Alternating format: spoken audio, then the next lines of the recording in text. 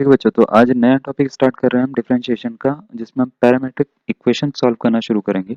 ठीक है, लेक्चर 2 है ये। लेक्चर कौन सा है? 2 है। और इसमें हम पैरामेट्रिक फॉर्म चल रहे हैं। उसके बाद हम लॉगरिथमिक फंक्शन चलेंगे। इसके बाद हम और भी चीज़ें पढ़ेंगे, जैसे पैरामेट्रिक फॉर्म रिड्यूसिबल किस तरीके से होती है। ठीक है, वो आपने ज़्यादातर पढ़ा नहीं होगा, अगर आप 12th क्लास को पढ़ा रहे हो तो उसमें नहीं आता। लेकिन अगर आपने कुछ आईआईटी के बच्चों को पढ़ाया है या डिफेंस के 1-2 बच्चों को पढ़ा दिया आपने, तो आपको ये मिल जाएगा रिड्यूसिबल फॉर्म उसमें, है ना?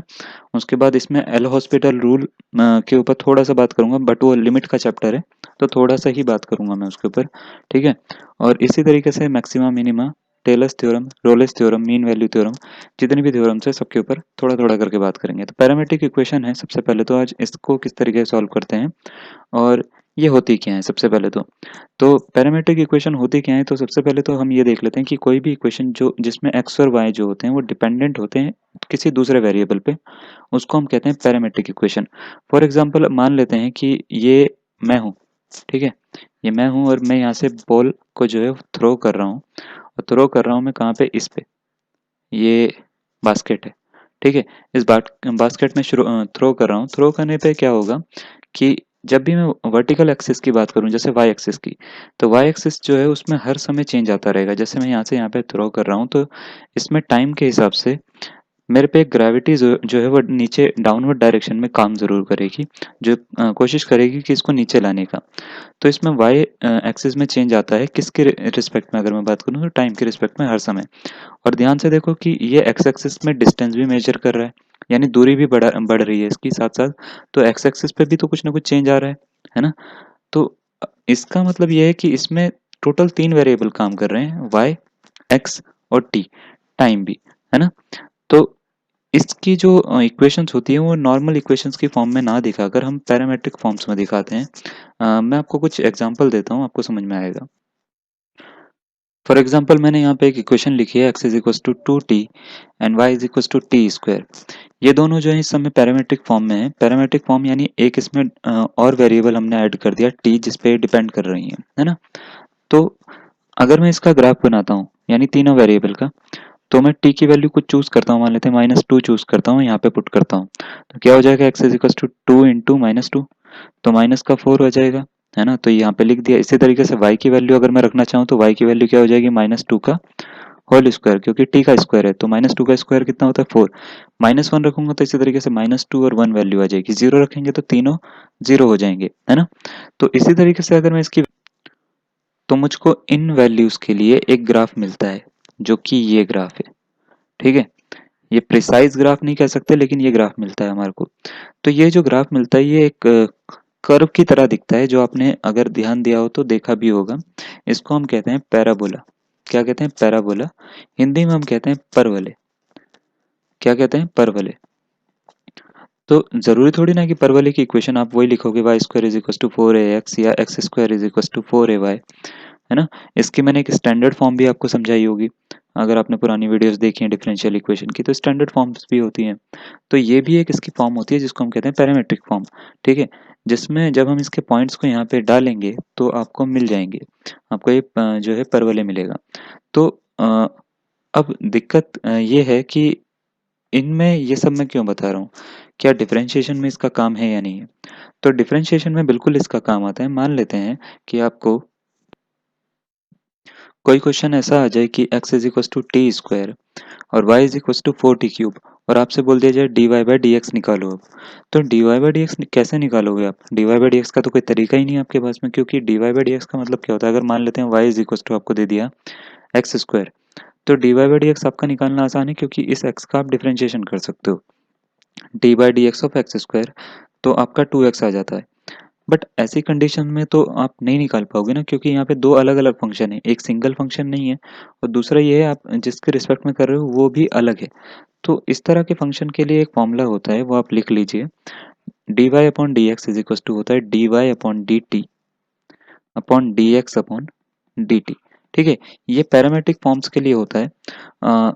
जरूरी नहीं है कि यहाँ पे टी का ही फंक्शन है, पोलर फॉर्म भी आ सकती है। जैसे पोलर फॉर्म होती है X is equal to sine theta और y is equal to cos theta, जहाँ पे ये जो होते हैं पोलर कोऑर्डिनेट्स को दिखाता है आपकी। तो D Y upon D X अगर आपसे पूछ लिया जाए, तो ये थीटा के रिस्पेक्ट में हो रहा है, तो आपको करना क्या है, D Y upon D theta कर देना है upon D x upon D theta कर देना है।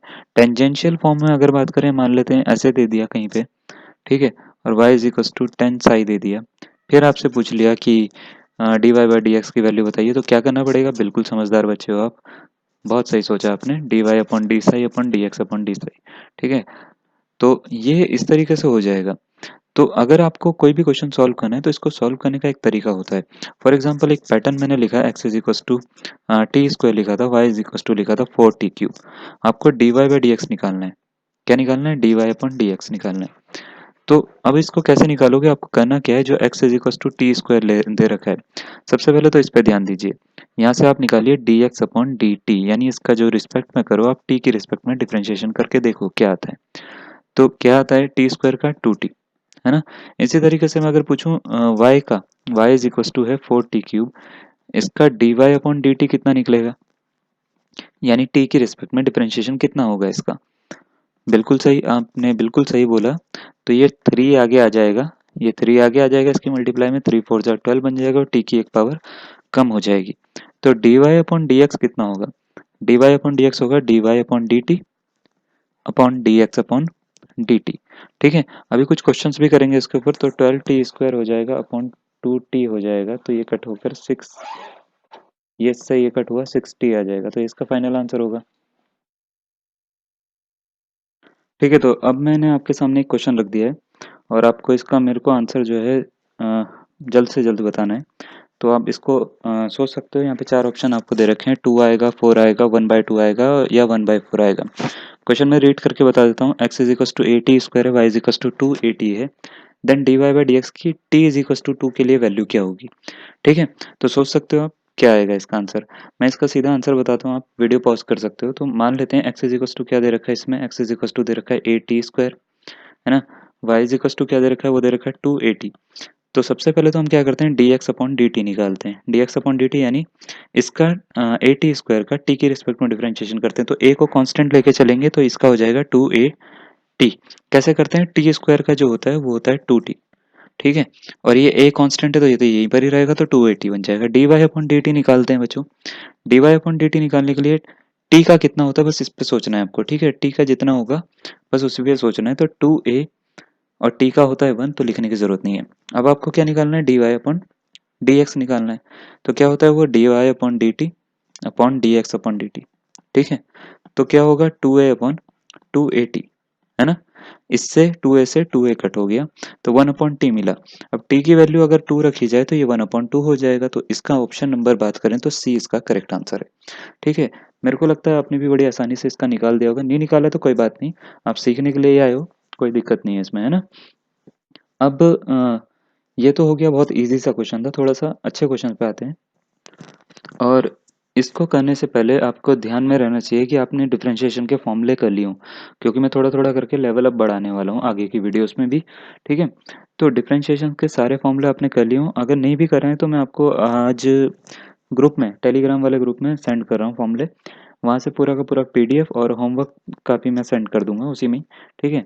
होमवर्क यानी जितना मैं करवा रहा हूँ खाली उतना ही करना, वैसे मैं पूरा का पूरा सेंड कर रहा हूँ, ठीक है।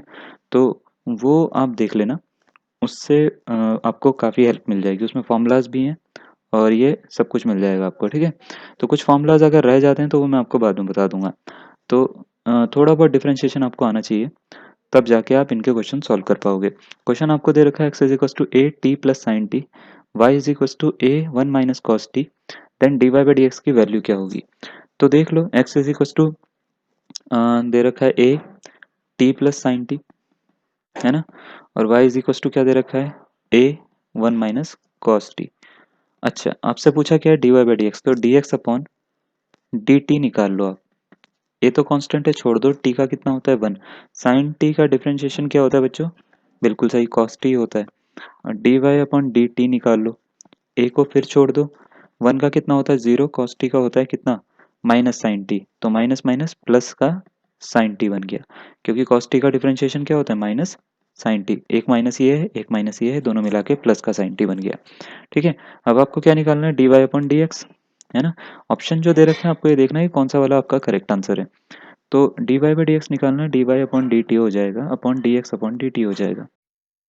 वैल्यू रख देते हैं। वैल्यू रखने पे क्या होगा, dy अपॉन dt की वैल्यू देख लो क्या है, a 0 लिखने की जरूरत नहीं है तो a sin t हो जाएगा, है ना, क्योंकि ये 0 तो लिखने की जरूरत नहीं है। अब इसको वैनिश कर देते हैं, वैनिश करके इतना आंसर है a sin t, है ना। तो अब इसके बाद में a 1 प्लस कॉस t रख देते हैं। ए से तो ए कट हो रहा है, लेकिन क्या आंसर आ गया, इनमें से कोई भी आंसर मैच नहीं कर रहा है अभी तक। इसका मतलब ये है आपको आंसर एडजस्ट करना पड़ेगा। तो यहाँ पे दो फॉर्मूले मैं यूज कर रहा हूँ। पहला है साइन 2 थीटा का फॉर्मूला, वो होता है 2 साइन थीटा कॉस थीटा। और दूसरा फॉर्मूला जो मैं यूज कर रहा हूँ वो होता है 1 प्लस कॉस 2 थीटा का फॉर्मूला, वो होता है 2 कॉस स्क्वायर थीटा। ध्यान से देखो, अगर यहाँ पे 2 थीटा है तो इसमें हाफ एंगल यहाँ पे है, यानी यहाँ पे थीटा है। दो का आधा क्या होता है 1। अगर मैं ये फॉर्मूला साइन थीटा के लिए लिखता हूँ तो क्या हो जाएगा, 2 sine theta by 2 cos theta by 2 हो जाएगा, यानी एंगल जो है उसका आधा हो जाएगा। सिमिलरली यहाँ पे देखें, यहाँ पे डबल एंगल है तो यहाँ पे आधा एंगल है। तो इसको मैं ऐसे लिख सकता हूँ 2 साइन टी बाई 2 और कॉस टी बाई 2, इस वाले साइन टी को, है ना, इस फॉर्मूले से, ये जो फॉर्मूला दिख रहा है। अच्छा, अपॉन में इसको क्या लिख सकते हैं, ये है 1 प्लस कॉस टी था इसके जैसा, तो इसको लिख सकते हैं 2 कॉस स्क्वायर टी बाई 2, लिख सकते हैं। 2 से 2 कट हो रहा है, ठीक है।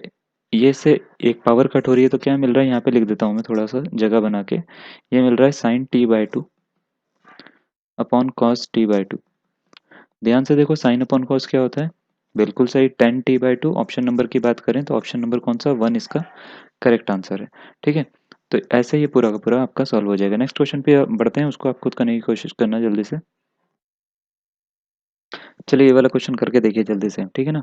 क्वेश्चन दे रखा है, X is equal to A cos T log 10 t by 2 y is equal to A sine T, तो dy बाई डी एक्स की वैल्यू क्या होगी, ठीक है।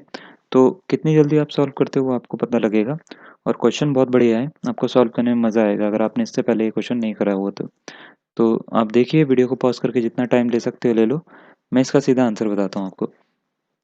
तो दिक्कत है हमारे को सिर्फ x के साथ में, y का देखो ज़रा, y का तो है a साइन टी, है ना। इसका अगर हम D Y upon D T निकालते हैं तो कितना आता है, तो ये आ जाएगा, a तो ऐसे ही रहेगा, साइन का होता है cos t, तो a cos t बन जाएगा, ठीक है। अब अगर हमारे बात करें x की, तो x है a cos t log 10 t by 2, बिल्कुल सही, हम प्लस लगाना यहाँ पे भूल गए हैं, ठीक है। वो आपकी अटेंशन के लिए, कि दे भी रहे हो या नहीं दे रहे हो, या खाली ऐसी वीडियो देख रहे हो, ठीक है। तो cos t plus log 10 t by 2, तो हम क्या करते हैं, इसका dx अपॉन dt निकाल लेते हैं। dx अपॉन dt निकाला तो a को तो ऐसे ही रखेंगे, cos का क्या होता है माइनस साइन t, ठीक है। log का क्या होता है, वो होता है 1 अपॉन एक्स होता है, तो log x का होता है 1 अपॉन एक्स, तो x की जगह पे क्या दिख रहा है ये, तो 1 अपॉन 10 t बाई 2 हो जाएगा। चेन रूल में क्या करते हैं कि ये जो होता है ना, ये x नहीं होता, तो आपको इसका एक और बार करना पड़ता है, तो d बाई डी टी करना पड़ेगा आपको 10 t बाई 2 का,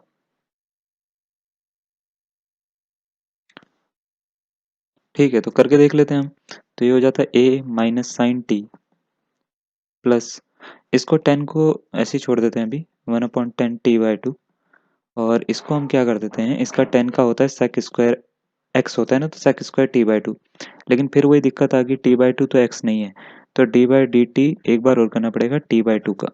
अब देख लेते हैं ज़रा, ए माइनस साइन टी प्लस 10 को क्या लिख सकते हैं, हम कॉट लिख सकते हैं क्या, cot T by 2, cot T by 2, ठीक है। प्लस सेक स्क्वायर को ऐसे ही छोड़ देते हैं, सेक स्क्वायर प्लस नहीं multiply, sec square T by 2, और इसका 1 बाई 2 लिख दिया हमने। अब थोड़ा सा मैं ऊपर का रब कर रहा हूँ, ये वाला पोर्शन, ये रब कर रहा हूँ क्योंकि ये आपने देख लिया है क्या क्या आ रहा है। मैं नीचे वाले से ही आगे वाला बढ़ाता हूँ अब आगे, ठीक है। तो ये रब करने के बाद में आपको क्या क्या मिल रहा है देख लेते हैं ज़रा। ये मिला है D x upon D T, ये वाला फिर बच गया, इसको भी रब करते हैं, ठीक है। तो d x upon D T बराबर ये मिला है पूरा का पूरा, इसकी वैल्यू रखते हैं ए माइनस साइन टी। अब ध्यान से देखना, ठीक है।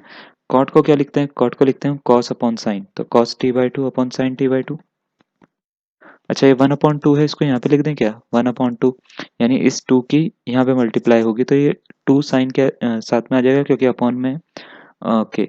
तो 1 upon cos square T by 2 हो जाएगा। ये कहाँ से आया, ये सेक की वजह से आया, ठीक है। इस सेक को हम क्या लिख सकते हैं, 1 अपॉन कॉस लिख सकते हैं, तो ये ऐसा बन गया। अब ध्यान से देखो, इससे एक पावर कट हो रही है, तो क्या मिल रहा है, ये मिल रहा है a minus sine T plus 1/2 sin t/2 cos t/2 cos t/2। Okay, अब ध्यान से देखो, ये एक फॉर्मूला होता है। 2 sin थीटा cos थीटा का फॉर्मूला होता है, पढ़ा है क्या? हाँ, अभी थोड़ी देर पहले वीडियो में ही बताया, 2 sin थीटा cos थीटा का एक फॉर्मूला होता है sin 2 थीटा का, है ना? sin 2 थीटा का एक फॉर्मूला होता है 2 sin थीटा cos थीटा।